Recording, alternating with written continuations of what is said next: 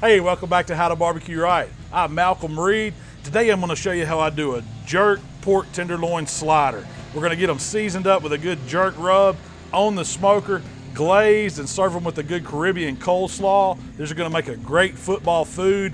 You're going to love this recipe. Let's get to cooking.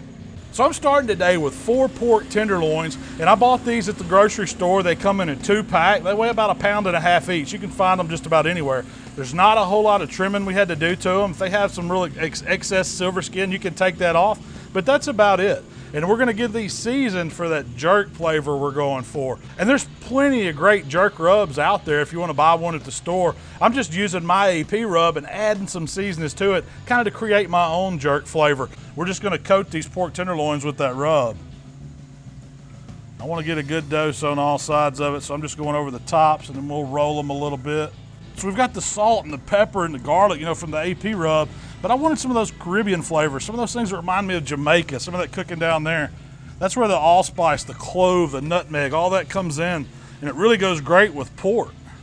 Hey, these pork loins look great to me. We're gonna let them hang out here for just a few minutes on the cutting board. I'm gonna go fire up the cooker, show you how we're gonna do that. Then we're gonna get these in some smoke. I'm cooking on my gateway drum today with some good Blues Hog lump charcoal. Now for this recipe, of course, you can use any grill you want. You just want to bring those temps up to about 275. I've got the lump coal in. I'm using a wax starter cube to get the fire going. Leave the lid off for about 20 minutes, then put your grate on and close the lid. The smoker will stabilize out and you'll be ready to cook. Okay, I got the drum ready to go, and if you're cooking along, just hold those cookers at 275. It's a perfect temp for these pork tenderloins. We're gonna get these right on the grate. You wanna have a little bit of wood smoking, you know, for some really great jerk flavor. If you could add some pimento wood, that would be perfect. But hey, I just got a little bit of cherry on here to give them some flavor. I just want a light smoke, nothing real heavy. I'm gonna go ahead and put a probe in. So I've got a new barbecue gadget that I'm using today for this cook. It's the CyberQ Cloud by Barbecue Guru. And what it is, it's a control unit and a blower fan. So what it does, we set the temperature of our pit. So today we're cooking at 275. It has a probe that clicks onto our thermometer and it tells the blower when to kick on, when to kick off. That's what holds those temps steady. And it's really neat. It also has 3 food probes, so you want to watch the internals in your probe.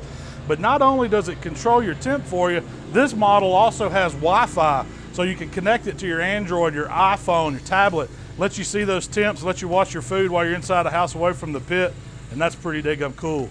So I've got my cherry grill wood on, got a little bit of smoke rolling, the lid's on. We're just gonna hold these temps steady and let these pork tenderloins cook. Go inside, get a glaze made up, and get that slaw put together so y'all can see how we're gonna build these sliders after a while. Stick around, you're gonna love these. All right, the CyberQ's telling me we've hit internal temp on these tenderloins, and I wanted to take them to 135 first, because that's when I want to glaze them. Go ahead and silence that, and let's get the lid off here. We've got some color on them, but this is where we put together this glaze, and it's kind of a jerk glaze. So right now, our pork tenderloins have been on just a little over 45 minutes. It doesn't take these little guys long. I mean, they're not very big, 1.5 pounds. So they cook pretty fast, especially when you're cooking at 275. I wish y'all could smell this. This glaze smells awesome. It's dripping down on that good hot lump coal, a little bit of that cherry wood. What we're gonna do is flip these over. We're also gonna glaze that bottom side, and I'm gonna keep letting them go. I want them to get to about 140, 145 internal. That's as far as I wanna take them. Just use some tongs, carefully turn them over. It's got good looking color on that grate side. We're gonna do the same. This top side's gonna get some color. Let's give these a quick brush. That jerk glaze. So we're gonna get the lid right back on. I put my probe right back in one of the tenderloins. Now, temp's gonna stabilize down, still holding it at 275. I'm gonna give them about 5 minutes on each side, and we should be right about the end mark, 145 internal. We're looking at right at an hour cook for these. It's real quick, real easy to do. I'm gonna show you how we're gonna put these sliders together in just a few minutes. Y'all hang out. Right, it's been about 5 minutes. We're gonna go ahead and give these a quick flip. We wanna get the other side cooking too, setting this glaze a little. They are looking good. Get this probe out for a second. Put the lid back on. Keep cooking. All right, it's been another 5 minutes, and those pork tenderloins have been glazing for 10 minutes total. That's plenty of time. We're coming up on that hour mark. cook time. I know that internal temperature is right. That CyberQ Cloud told me it was about 145. That's right where I want to see them. We're gonna go ahead and get them off the pit. And look, they look awesome. I mean, that glaze set up nice on them. They really got a good color to them. You can see some of the grill marks when they were on that pit. Let's show them to you here. Check that out. All they need now is a little short rest, 5-10 minutes. Then we're gonna slice them up, build us something special here. Okay, the pork tenderloin have been hanging out here on the cutting board for about 10 minutes, and I just covered them loosely with some foil. We just want them to stop cooking, to calm down a little bit, so we don't lose a lot of that moisture that's inside. Real quick, before I start slicing these up, let's talk about what we did. I just put together a real simple jerk rub. You could use any kind of rub you want. We started with these 1.5 pound pork tenderloins. You can get them at the supermarket. They come in a double pack most of the time. Get the silver skin off of them, season them with that jerk rub. If you got a favorite one, hey, go ahead and use it right there. Get them on a pit, 275, a little bit of cherry wood. You can use whatever wood you like. If you got pimento, that would be great on these. We cooked them to an internal temperature of 135 first before we glazed them. Then we let them go about 10 more minutes to get them up to right at 140, 145 degrees, and that's where we're at. So let's slice some of these pork tenderloins.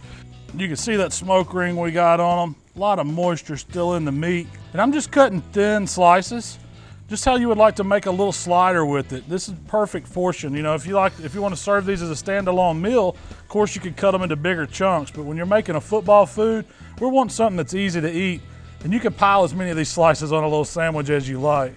They look really good to me. In fact, I'm gonna have to get a piece before I get these cut up. Let's see what it tastes like. So tender, juicy. You can get the cherry smoke from it. Jerk rub really comes through. It's got some great flavor. That's awesome. A little sweet from the glaze, a little bit of heat.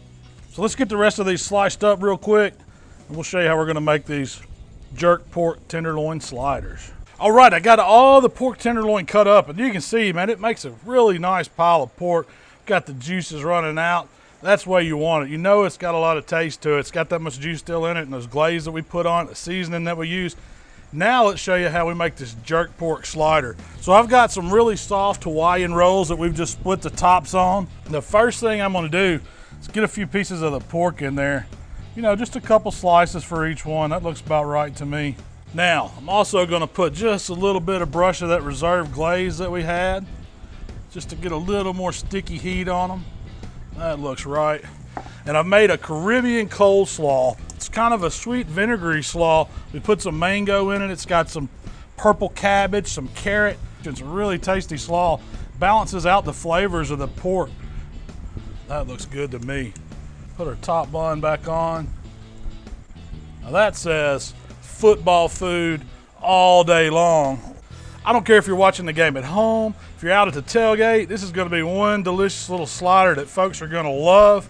So I'm gonna get one of these here. I can't wait to try it.